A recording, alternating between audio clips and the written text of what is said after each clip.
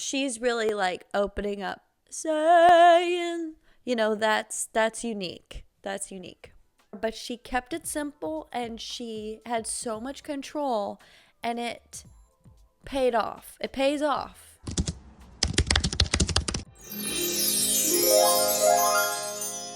Hi, welcome to The Voice Mood. Welcome back. I'm Olivia, your host, owner of Olivia Peck Voice Studio of 10 years. I'm going to be watching an old video of Chappell Roan singing. I'm so excited. Like everyone else on the planet, am obsessed with Chappell Roan's artistry, her voice, and pretty much everything that she does. So if you are interested in voice lessons with me, you can go to oliviapeck.com. Let's go ahead and get into it. It says at Springfield Music 2013.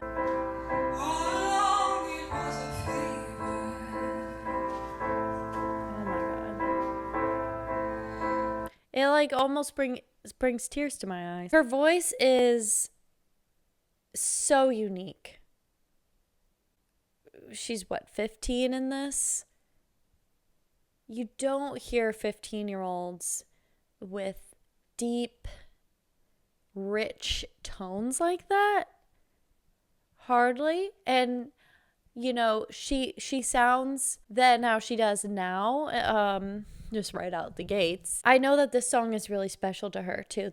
She said that this song was like the reason why she started writing music. Don't quote me on that, but it's something to that effect. So this is a very, very special song to her.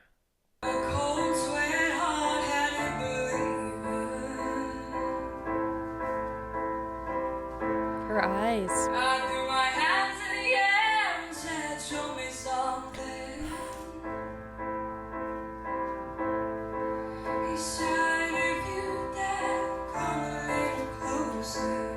I like that. Already she's like making it her own, you know?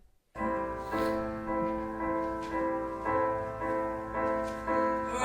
and around and around and around we go.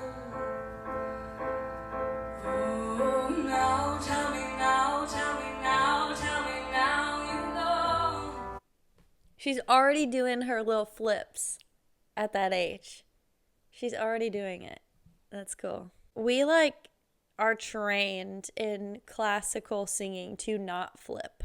It's like beaten out of us, kind of like you don't want to flip. So it's really cool when flipping is celebrated. It's much more prominent in pop and like maybe musical theater, but in classical singing, we're taught not to do that. I couldn't tell you why. Like, it's just not the style. It's not the way. I guess because if you flip, the whole idea is to be able to just be able to sing smoothly. Because if you're singing like,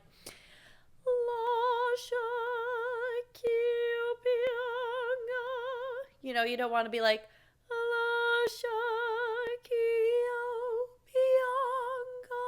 I was trying to do a vocal flip there, but it's kind of weird to do it in classical. But you get the idea. You want it all to be seamless when you're doing opera. I haven't been in the opera game for a long time, people, so that, you know, maybe they're doing flips now. But it's just not the style. So I love a flip. My friend Izzy Cooper, growing up, she could do a flip, a vocal flip, and I couldn't do it. I'm better at it now, but it's still hard for me. It's not natural for me, but some people it's more natural to do flips, and I think it sounds really, really cool. Round and around and around and around we go. Oh, now tell me now, there it is. Tell me now, tell me now, you know. I think it's really cool too how much vibrato she's using. There's quite a bit of classical in this. She's singing a lot of it in her head voice, even though it's low. She's singing it not necessarily like it from a belty chest place. It's more in her head voice, which I think just it goes to show how fluent she is in her head voice. And it shows in her music now how she's able to access it in her low, high, and she pulls it out all the time. She sings in her head voice all the time, and it's so full and beautiful. I love how much she sings in her head voice. It's not something you hear super often. You hear a lot of pop singers singing in their mix, in their belting. They'll flip into head voice to kind of save their voice, but it's cool to hear her sing full out in her head voice. I feel like when Rihanna sings a song, it's mostly in a mix.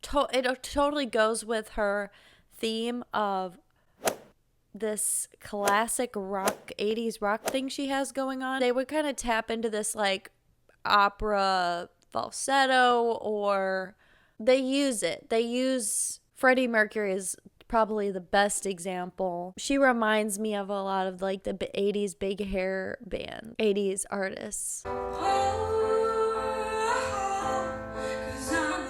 She sounds like a little bit like, who is it, Florence and the Machine? I never noticed that until now. Yeah, she kind of does. It's cool. She hangs out in that low area a lot, and she's very comfortable down there, it sounds like. You know, that's just based on kind of what I've heard. And that's really cool as well, because a lot of the singers, you know, Ariana Grande, total soprano. Selena Gomez is a lower one, but, you know, Taylor Swift, she can sing low, but she has that vocal quality, that clear soprano-y type vocal quality. So it's really nice to hear a voice like Chappell's, like Lauren Daigle too. Just this low, rich tone. Really, really nice. Oh, I was gonna say another reason why she sounds like Florence is because her diction, the way she's saying the words. Everything's very open. That's another like classical singer move. Everything's very open, more open than most pop. You do want to use more open vowels when you're singing, but she's really like opening up, saying, you know, that's unique. That's unique. It's hard to know which one of us is caving. Not really sure how to feel about it. Something in the way you move makes me feel like I can't live without you. It takes me all the way. I want you to stay.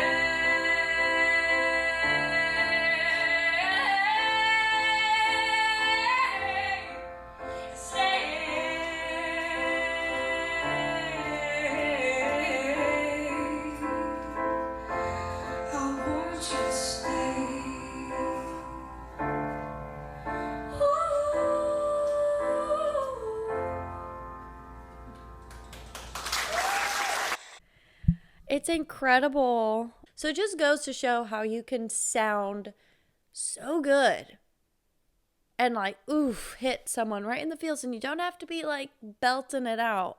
She definitely put her own spin on it, and she didn't do too much. She didn't do too many runs or riffs. She kept it simple. I loved it. I loved it. Thanks for watching. That was so fun. Even her old videos of her singing just bring us all joy. And it was so polished.